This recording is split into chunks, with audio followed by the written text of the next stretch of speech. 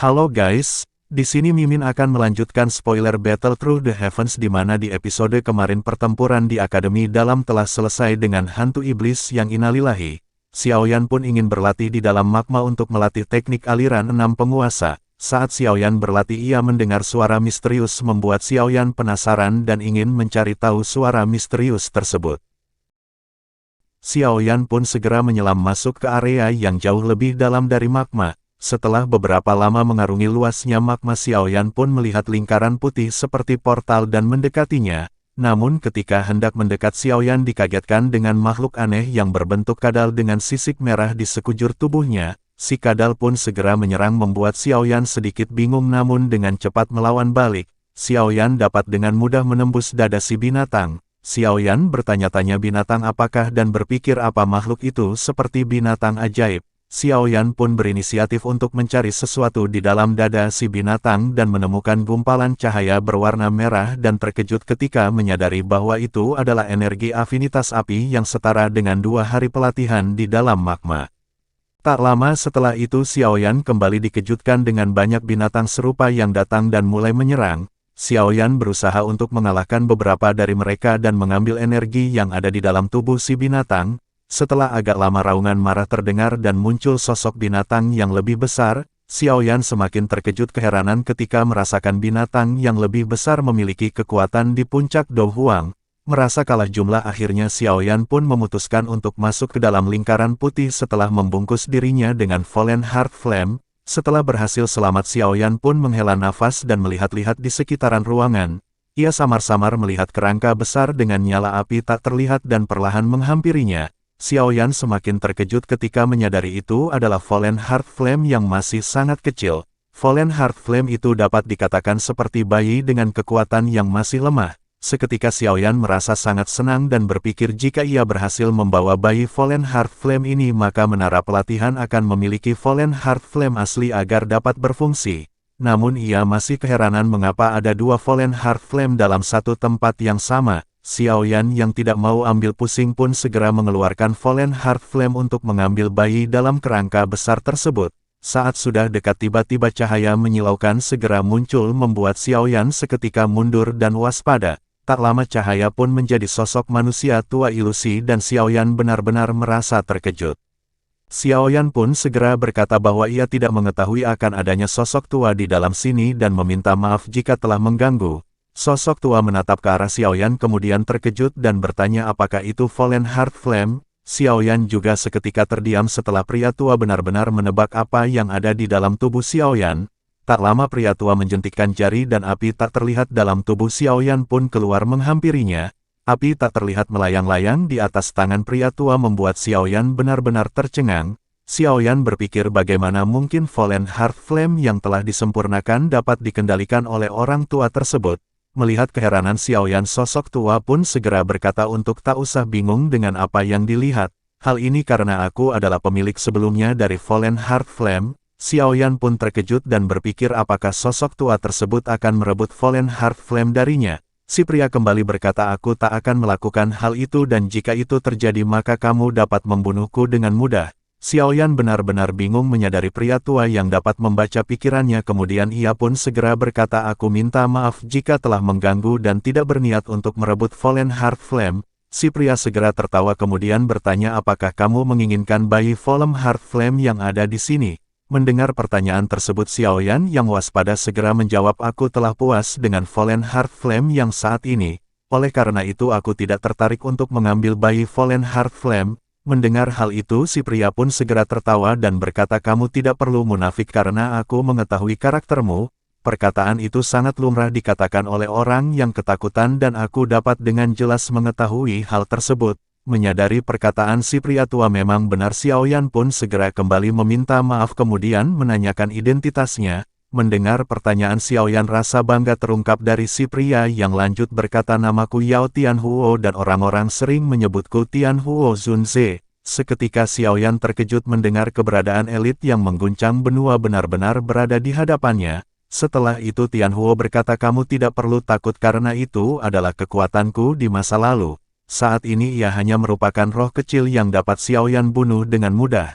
Tak lama Tian Huo membentuk Fallen Heart Flame menjadi sosok ular dan melesatkannya ke arah Xiaoyan. Melihat hal itu Xiaoyan segera menerimanya namun tidak langsung menarik api ke dalam tubuhnya. Setelah merasa tidak ada yang salah barulah Xiaoyan menyimpannya.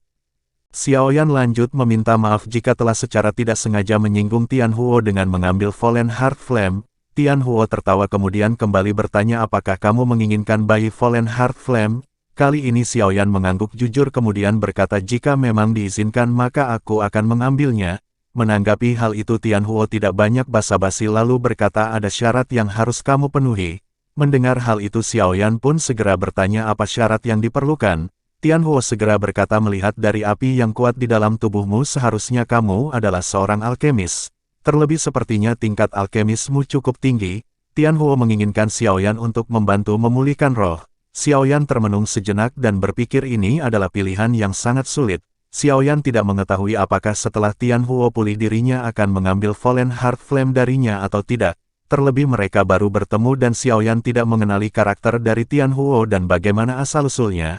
Melihat Xiaoyan yang terdiam akhirnya Tian Huo berkata kamu tidak perlu cemas. Tian Huo segera mengambil cincin penyimpanan yang ada di kerangka dan mengeluarkan sebuah gulungan. Ia lanjut berkata ini adalah gulungan teknik Do yang sangat terkenal di masa lalu yakni teknik pengusiran api 5 cincin lalu melemparkan gulungan tersebut ke arah Xiaoyan sambil berkata teknik tersebut sangat bagus untuk pengendalian api. Selama Xiaoyan membantunya maka teknik tersebut akan menjadi miliknya dan dapat dipelajari. Xiaoyan dengan hati-hati menangkap gulungan dan segera memperhatikannya. Teknik pengusiran api 5 cincin dibagi menjadi 5 kategori berdasarkan bentuk binatang yakni serigala, macan tutul, singa, harimau, dan ular di mana setiap jenis binatang memiliki roh apinya sendiri. Ketika telah menguasai semuanya maka 5 binatang akan membentuk formasi cincin dengan kekuatan yang menakutkan. Dikatakan panas api dapat merebus laut dan membakar langit ketika semua elemen telah bergabung. Selain itu meskipun hanya ada 4 binatang yang telah bergabung teknik ini serata dengan teknik Do kelas Tian atau surga, Xiaoyan seketika terkejut setelah menyadari teknik yang ada di dalam gulungan tersebut begitu kuat. Setelah banyak teknik yang telah ia pelajari bahkan hanya teknik segel dewa yang memiliki tingkat yang cukup tinggi, Xiaoyan merasa bahwa jika ingin menguasai setidaknya 4 jenis roh api maka harus memiliki 4 api surgawi. Namun saat ini Xiaoyan hanya memiliki 3 api surgawi tetapi Xiaoyan tetap yakin bahwa teknik tersebut akan sangat berguna. Xiaoyan berkata aku akan setuju jika Tian Huo menambahkan hal lain dalam kesepakatan. Mendengar hal itu Tian Huo segera bertanya apakah yang kamu inginkan. Xiaoyan pun tanpa basa-basi segera berkata aku ingin Tian Huo menjagaku selama 1 tahun setelah berhasil memperbaiki roh. Tian Huo seketika terkejut mendengar permintaan Xiaoyan kemudian berkata bukankah kamu sendiri mengetahui seorang Douzun adalah seorang dengan eksistensi yang bebas. Xiaoyan segera berkata sepertinya waktu 1 tahun bukanlah hal yang lama untuk seorang ahli di tingkat Douzun. Setelah memikirkan perkataan dari Xiaoyan Tian Huo pun dengan terpaksa menyetujui perjanjian yang dibuat. Xiaoyan merasa sangat senang kemudian segera memasukkan gulungan teknik dari Tian Huo ke dalam cincin penyimpanannya. Setelah itu Xiaoyan melirik ke arah penghalang cahaya di mana sudah tidak ada makhluk kadal di dalam magma. Xiaoyan bertanya-tanya apakah yang ada jauh di kedalaman magma hingga dapat menciptakan makhluk yang mengerikan. Melihat tatapan Xiaoyan Tian Huo juga tanpa sadar melirik ke arah magma dengan tatapan yang agak serius. Xiaoyan segera menyadari hawa dingin yang keluar dari Tian Huo dan berpikir hal apakah yang dapat membuat seorang elit Douzun ketakutan. Tak lama Tian Huo berkata aku tidak bisa membayangkan sosok kuat apa yang berada di kedalaman magma. Xiaoyan jelas menyadari maksud perkataan Tian Huo dan berpikir apakah mungkin ada keberadaan Dou Sheng di kedalaman hingga mengakibatkan seorang Douzun ketakutan. Merasa percuma menebak-nebak Xiaoyan pun segera berpikir sebaiknya saat ini ia keluar dan menyelamatkan diri dari magma. Mendengar hal itu Tian Huo berkata sebaiknya kamu memulihkan diri mengingat dokinya telah melemah. Xiaoyan mengangguk kemudian duduk bersila dan mengeluarkan bola energi api yang ia dapat dalam tubuh kadal magma. Tian Huo seketika terkejut kemudian berkata tak disangka kamu berhasil menemukan energi dalam tubuh kadal. Energi yang cukup besar namun mengandung kekerasan yang cukup berbahaya. Xiaoyan tersenyum kemudian segera menelan bola energi membuat Tian Huo tercengang. Seketika tubuh Xiaoyan pun perlahan memerah dan Tian Huo baru tersadar bahwa Xiaoyan memiliki api surgawi dan takkan menjadi masalah ketika ia menelan api tersebut. Setelah 20 menit berlalu Xiaoyan pun membuka mata dan terkejut dengan apa yang ia rasakan. Xiaoyan merasa sepertinya waktu untuk menembus bintang 6 Do Huang sudah sangat dekat. Oleh karena itu ia harus bergegas pergi dan mempersiapkan semuanya agar proses berjalan lancar. Menanggapi hal itu Tianhuo berkata, aku akan menggunakan kekuatan spasial untuk menyembunyikan riak dari magma. Dengan begitu kita akan terhindar dari deteksi kadal yang sangat sensitif dengan riak yang ada. Xiaoyan mengangguk, kemudian Tianhuo meminta Xiaoyan untuk menyimpan kerangka miliknya. Tianhuo berkata kelak akan ada kegunaan dari kerangka elit seorang Douzun dan Xiaoyan menurutinya. Setelah itu Tianhuo memberikan cincin putih kepada Xiaoyan untuk digunakan sebagai tempat ia berlindung. Tianhuo lanjut mengeluarkan segel dari tangannya dan ruang penghalang pun tercipta. Xiaoyan segera masuk bersama dengan Tianhuo yang sudah berada dalam cincin putih. Xiaoyan pun segera berenang ke atas permukaan dan saat yang bersamaan Xiaoyan merasakan adanya getaran hangat di cincin penyimpanan miliknya. Xiaoyan terkejut ketika menyadari getaran tersebut berasal dari giok yang bereaksi. Xiaoyan segera menyadari sepertinya ada sesuatu yang berhubungan dengan giok Dewa Kuno Tuse di kedalaman magma. Seketika Xiaoyan teringat perkataan Sun Er yang menjelaskan bahwa giok tersebut merupakan peninggalan dari seorang doudi di masa lalu. Xiaoyan menjadi yakin 80% bahwa jauh di kedalaman magma tersimpan rahasia mengenai peninggalan tersebut. Xiaoyan benar-benar sangat tertarik karena jika mendapatkan beberapa peninggalan dari doudi yang menjadi mitos maka ia akan memiliki modal untuk melawan Hall of Soul. Namun kali ini Xiaoyan tidak memutuskan untuk masuk lebih dalam mengingat bahaya yang tidak diketahui. Terlebih dengan kasus yang dialami Tianhuo menandakan bahwa belum saatnya ia ke sana. Makhluk setingkat Douzun jelas bukan tandingan Xiaoyan untuk saat ini dan ia memutuskan untuk menunda menyelam lebih jauh. Tak lama setelah itu akhirnya Xiaoyan pun berhasil keluar dari magma dan melayang di udara. Xiaoyan menghela nafas hingga tak lama sosok ilusi pun muncul di hadapan Xiaoyan. Tianhuo berkata, akhirnya aku berhasil keluar setelah sekian lama menunggu seseorang untuk membebaskanku. Tianhuo berkata, aku tidak bisa berlama-lama di luar karena kekuatanku telah digunakan. Aku akan menyerahkan segala permasalahan mengenai pemulihan roh kepadamu. Selain itu Tianhuo meminta agar Xiaoyan segera mempelajari teknik dari gulungan yang ia berikan agar kekuatannya melonjak dengan sangat cepat. Jika ada yang ingin ditanyakan mengenai teknik tersebut maka kamu dapat memanggilku. Xiaoyan pun mengangguk dan berterima kasih atas semua bantuan yang diberikan Tianhuo. Mendengar hal itu Tianhuo hanya melambaikan tangan kemudian masuk ke dalam cincin putih untuk beristirahat. Setelah itu Xiaoyan pun kembali ke gua dan mempersiapkan proses untuk meningkatkan kekuatannya. Xiaoyan duduk bersila dengan banyak bola energi yang ia persiapkan. Saat ini Xiaoyan memiliki sekitar 100 bola energi dan jumlah itu sangat cukup untuk mendukung energi yang dibutuhkannya. Xiaoyan pun segera memejamkan mata dan energi api liar di sekelilingnya langsung berfluktuasi.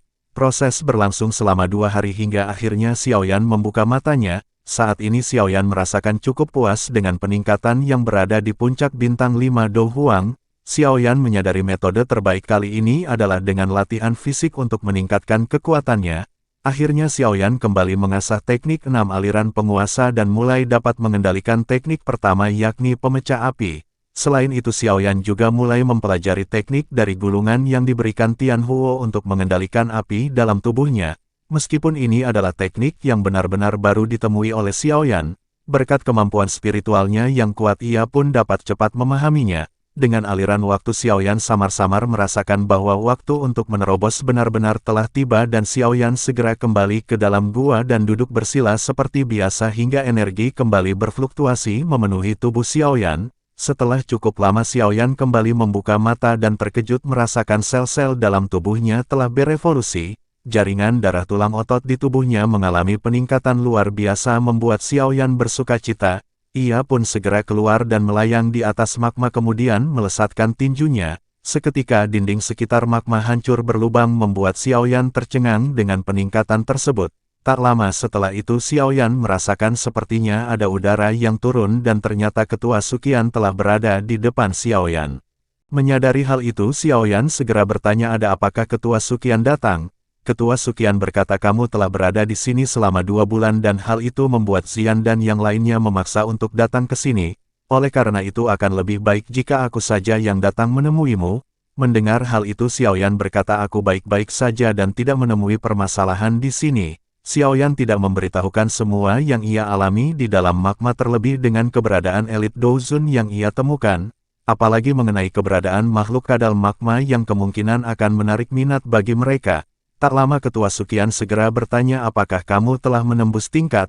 Xiaoyan pun tersenyum kemudian berkata aku baru saja naik ketika Ketua Sukian datang. Sukian pun tersenyum dan menggelengkan kepala kemudian berkata kemajuanmu dapat dikatakan seperti monster. Sukian merasa sedikit iri mengingat kemajuannya di tingkat Dou Huang pada saat itu paling cepat hanya 1 tahun lebih. Xiaoyan hanya tersenyum kemudian Ketua Sukian berkata selain dari kekhawatiran semua orang ada berita penting mengenai Han Feng. Mendengar hal itu ekspresi Xiaoyan segera berubah dan menanyakan informasi apakah yang didapat. Ketua Sukian segera berkata menurut mata-mata Xiaoget Han Feng telah menempati Demon Flame Valley. Xiaoyan seketika menyadari niat Han Feng untuk menggantikan hantu iblis tanah tua yang telah mati. Dengan kemampuan alkemisnya maka akan dengan mudah menguasai Demon Flame Valley. Dengan begitu maka Han Feng akan mampu menarik banyak kekuatan untuk melawan. Ketua Sukian segera bertanya apa yang akan kamu lakukan setelah mengetahui informasi ini. Xiaoyan segera berkata apalagi yang dapat kita lakukan selain menghabisi Han Feng saat ini juga. Xiaoyan meminta Ketua Sukian menyiapkan pasukan untuk mereka berangkat ke Demon Flame Valley dan menghabisi Han Feng. Sukian mengangguk kemudian bertanya kapan kita akan melakukan serangan. Xiaoyan menarik nafas kemudian berkata kita akan menyerang saat ini juga.